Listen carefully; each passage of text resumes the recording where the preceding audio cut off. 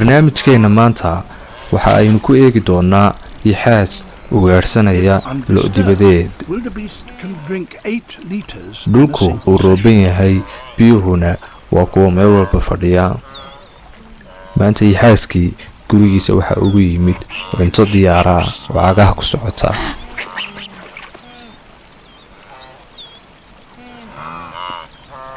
balse lo'du waxa ay ku raaxaysanaysaa cabista biyaha ay u haraadman tahay.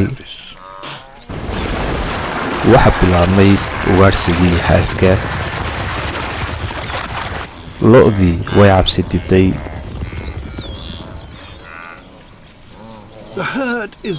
lo'da qaarkeed hore umay arag yaxaaska, weli way ku dawaqsan yihiin. lo'du waxaan dhacay.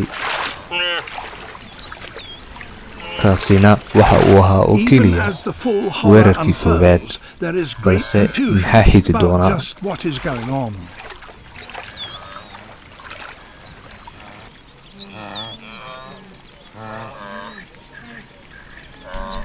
ku dhowaad 100 yaxaas ayaa ku nool haradan biyaha ah oo ka ugaarhsada, waana halista keliyata ee ku dhex qarsoon haradan biyaha macaan leh. lo'du waxa ay u haraad qabtaa biyaha, balse waxa ku hoos jira halis hortooda lagu cunayo mid ka mida kolba.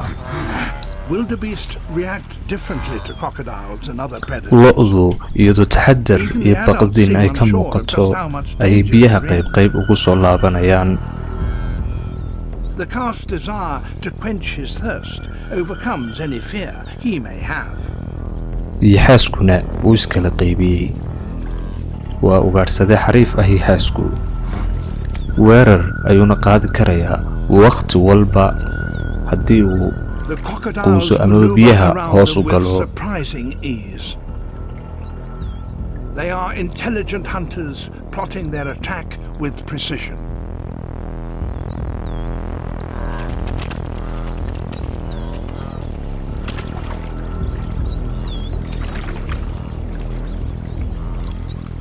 A strike can happen at any time.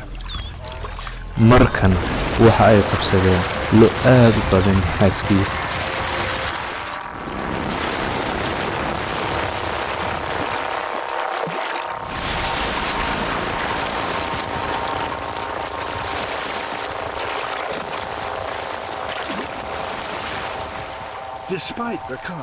lo'diina way kala diday, wayna ka kalsooni baxeen biyahan aadka u macaan, maadaama khatarteedu ay aad u badan yihiin.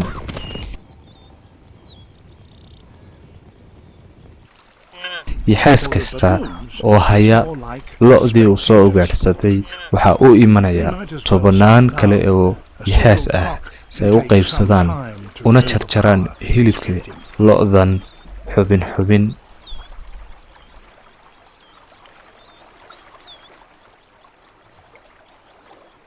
But crocodiles are cooperative feeders. They work together.